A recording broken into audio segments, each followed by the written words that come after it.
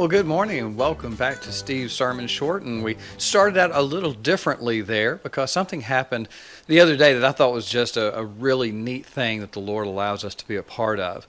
If you might look at that person who is riding that lawnmower, and you may not know who it is, I'm not going to tell you who it is, so maybe it's just a little game that you're going to have to try to figure out who it is.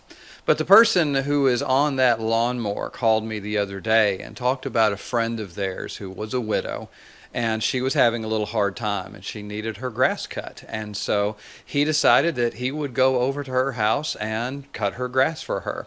Now, he lives maybe a mile or so away from her and didn't have a pickup truck in order to take his lawnmower. So he just simply drove his lawnmower down the street and went and cut her grass.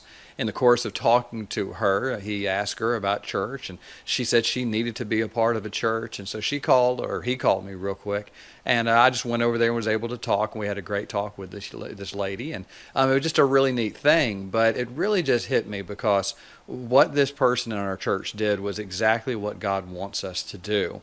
And he shows us that about what is it to be religious, because we see in our world today about what religion is and what religion isn't. But the Bible tells us what religion is. In James 1:27 it says this is pure and undefiled religion in the sight of our God and Father, to visit orphans and widows in their distress and to keep oneself unstained by the world.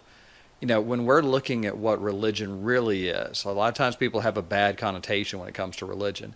But when we look at what that pure religion is, that we're looking after the orphans, we're looking after the widows and keeping ourselves unstained by the world, we see that example in what this person did the other day, where they went beyond themselves and said, yeah, I'll drive my little Craftsman lawnmower down the road and go help this lady out because she needs it.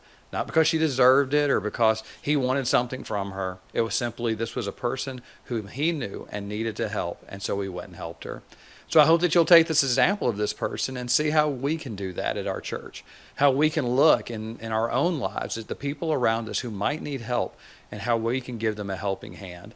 So again, to this person who was driving their tractor, driving their lawnmower down the road, I just say thank you for being God's hands and feet to that person. All right? So I hope that you will see this example and see what you can do to help somebody around you so that maybe people will look and see that religion that is done in God's name, that pure and undefiled religion, is what will change the world. All right? See y'all next week.